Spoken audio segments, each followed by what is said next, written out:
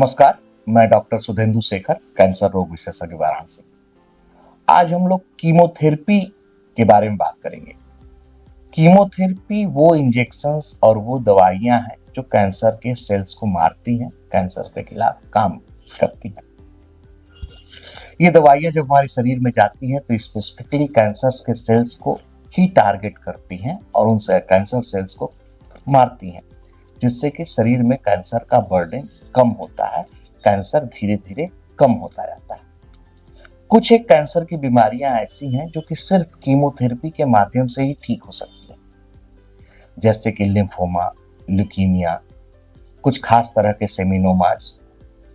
ये सब कैंसर ऐसे हैं जो कि सिर्फ और सिर्फ जो है कीमोथेरेपी से ही इनका इलाज संभव है।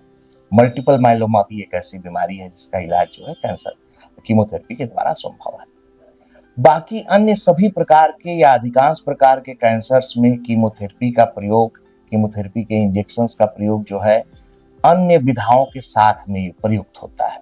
जैसे कि कुछ बीमारियों में सर्जरी के साथ कीमोथेरेपी की जरूरत पड़ती है, कुछ बीमारियों में रेडिएशन के साथ कीमोथेरेपी की जरूरत पड़ती है, और कुछ बीमारियां ऐसी हैं जिसमें कि सर्जरी, कीमोथेरेपी और रेडिएशन थेरेपी तीनों की जरूरत पड़ती है। कई बार कीमोथेरेपी के इंजेक्शंस जो हैं सर्जरी से पहले लगाए जाते हैं। जैसे किसी मरीज को कीमोथेरेपी के इंजेक्शंस 2-3 हफ्ते के अंतराल पे लगाए गए और उसके बाद ऑपरेशन किया गया। इस तरह की प्रक्रिया में कीमोथेरेपी को एक विशेष नाम दिया गया है, जिसको कि नियो एडजुवेंट कीमोथेरेपी। सर्जरी के बाद अगर कीमोथेरेपी लगाई जाती है तो उसको एडजुवेंट कीमोथेरेपी का नाम दिया जाता है। कई बार कीमोथेरेपी के इंजेक्शंस जो हैं रेडिएशन थेरेपी यानी सिकाई के दौरान लगाए जाते हैं। इस प्रक्रिया को कॉन्कोमिटेंट कीमो रेडियोथेरेपी कहा जाता है। कीमोथेरेपी की दवाइयां निश्चित रूप से इनके कुछ साइड इफेक्ट्स भी होते हैं, कुछ हार्मफुल इफेक्ट्स भी होते हैं, जिसको कि लेके जागरूक रहना जरूरी है। कीमोथेरेपी की दवाइयां जो है हमारे शरीर के हर उस अंग पे काम करती हैं जिसमें ऐसे सेल्स हैं जो तेजी से डिवाइड कर रहे हैं, मल्टीप्लाई कर रहे हैं। तो जैसे इनका सबसे ज़्यादा असर जो है कैंसर के अलावा जो साइड इफेक्ट मुख्यतः होता है वो जैसे हमारे जो बाल होते हैं, जो हमारी त्वचा होती है, जो हमारी अंदरूनी म्यूकोसा होती है, इन सब चीज़ों पे कीमोथेरेपी का बहुत ज़्यादा साइड इफेक्ट देखने को मिलता है। अधिकांश तरह की कीमोथेरेपी में सर के सारे बाल चले जाते हैं, लेकिन इससे घबराने की ज़रूरत नहीं है, ये परमानेंट नहीं होता है। जब कीमोथेरेपी बंद होती है बाल पूर्ण रूप से वापस आ जाते हैं। कीमोथेरेपी के दो ऐसे साइड इफेक्ट्स हैं जिसके बारे में जानना और उसके बारे में जागरूक रहना बहुत जरूरी है।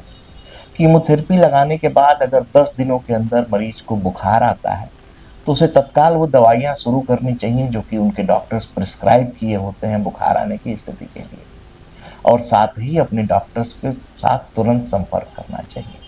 तो बुखार एक गंभीर समस्या है, ये दिखाती है कि शरीर की इम्यूनिटी कम हो रही है और ऐसे में अपॉर्चुनिस्टिक इन्फेक्शन हो सकते हैं, जिसकी वजह से बहुत खतरा उत्पन्न हो सकता है। कई बार इसकी वजह से जान भी जा सकती है अगर समय से इलाज ना मिले। इस परिस्थिति को फेब्राइल न्यूट्रोपीनिया कहा जाता है और एक गंभीर परिस्थिति है, इलाज संभव है बशर्ते कि इसके लिए तेजी से अपने डॉक्टर के पास संपर्क किया जाए।